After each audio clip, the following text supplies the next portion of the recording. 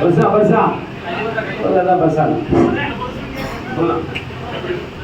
Video साहेब दो आपल्या यमानीचे विहिरीचं काय सांग.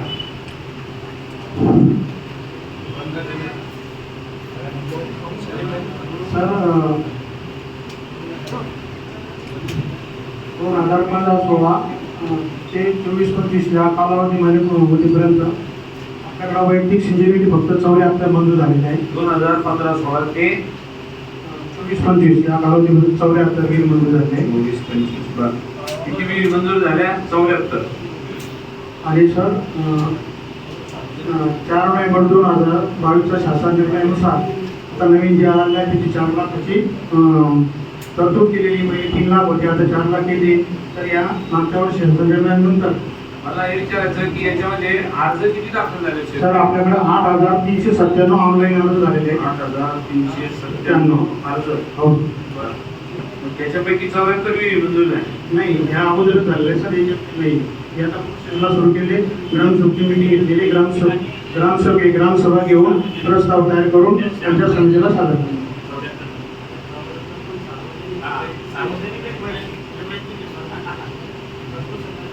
या मंजूर ज्या 74 ज्या मंजूर झाल्या त्या वैयक्तिक. ठीक आहे. आता मला सांगा या 8,397 चे अर्ज किती दिवसापासून आपल्याकडे आलेले. तर हे अर्ज आपल्याकडे नाही आलेले जे गव्हर्नमेंटने मागच्या वर्षी ऑनलाईन साठी काढलेलं होतं त्याच्यावर हे सगळे ऑनलाईन केले. अरे तुमच्याकडे नाही आले मलाही कळतं. ऑनलाईन केलं हेही कळतं. आकडा तर आला ना तुमच्याकडे. हा आकडा कधी आला. 5 वर्षाने आला का 10 वर्षाने आला.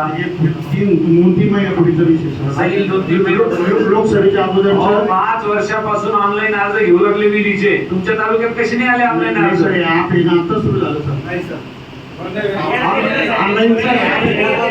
ऑनलाईन अर्जाचा ऍप आता सुरू झालेला. कधी सुरू झाला त्याचा GR आहे तुमच्याकडे. हो सर. द्या दाखवा. आहे का GR आहे आपल्याकडे. नाही खरंच काही गपायचं काहीच विषय नाही. पंचायत समिती सर याच्यापैकी अर्ज.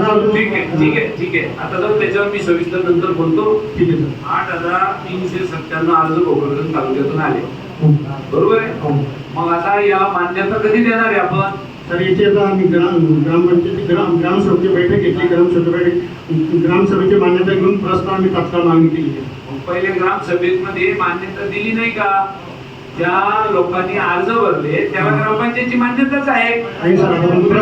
मान्यता कशासाठी घेऊ लागले. प्रस्ताव आमच्याकडे ग्रामसभेतून प्रस्ताव पूर्वी झालेला असेल तर काही अडचण दिसतात. ग्रामसभेतून मान्यता झाली असेल तर त्याला काही अडचण नाही.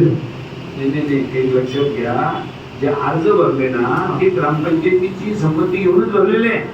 त्यांच्याकडून ग्रामपंचायती वैयक्तिक लोकांनी भरलेले. हो बाबा, पण त्यांनी ग्रामपंचायतच्या मीटिंग मध्ये ठराव घेतलेला आहे त्यांच्या नावाचा.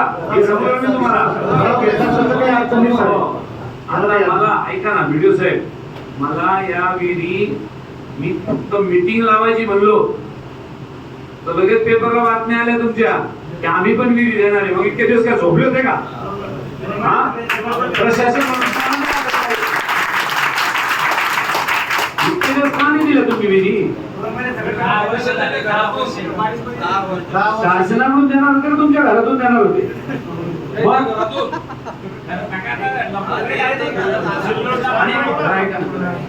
तुम्हाला तुम्ही देऊ नका असं सांगितलं होतं का.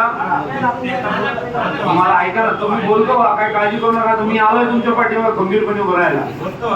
तुम्हाला जसं काही दडपण होतं का. दडपण नव्हतं सर. अर्जच आले नाही. तुम्ही शांत बसा ना. मी बोलू लागलो ना.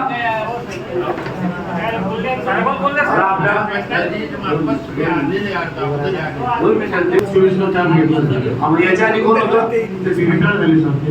तुम्ही का नाही केलं मग 1 वर्षापासून तुम्ही आहात तर. एक महिना झाला. 1 जून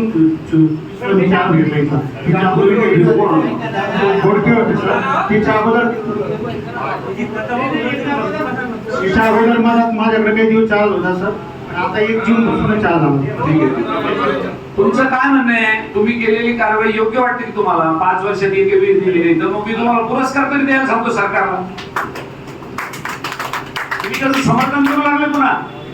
मग काय बोलायला लागले तुम्ही? नाही साहेब ऑनलाईनचं आताच ऍप आलं, नाही साहेब ते असं झालं, याचा अर्थ काय तुम्हाला विहिरी दिल्या नाही त्याचं समर्थन करायचंय का? मग कसं बोलू लागले तुम्ही?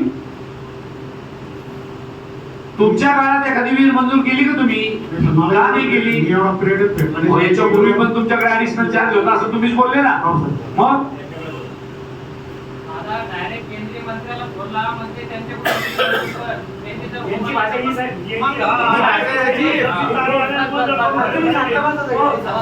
आता 8,000 अर्ज भरलेले आपल्या तालुक्यातले 8,397.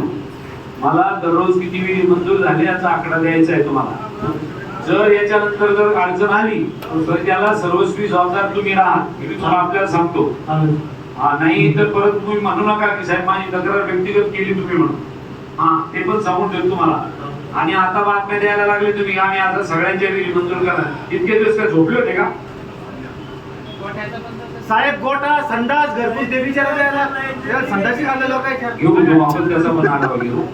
गाय गोठा असेल, त्याच्यानंतर तुमचा विहिरी असेल, या बाकीचे किती मोठे काम आपल्याला करता येण्याजोगे होते. का केले ते मला कळत नाही. मातोश्री पांजन मुक्ती होती, फळबाग योजना होती. मला फळबाग योजनेमध्ये जिल्हा परिषदेच्या मध्ये योजना सांगितली नाही. आणि भाऊसाहेब फुलकर नावाची योजना आहे ती पण सांगितली नाही तुम्ही.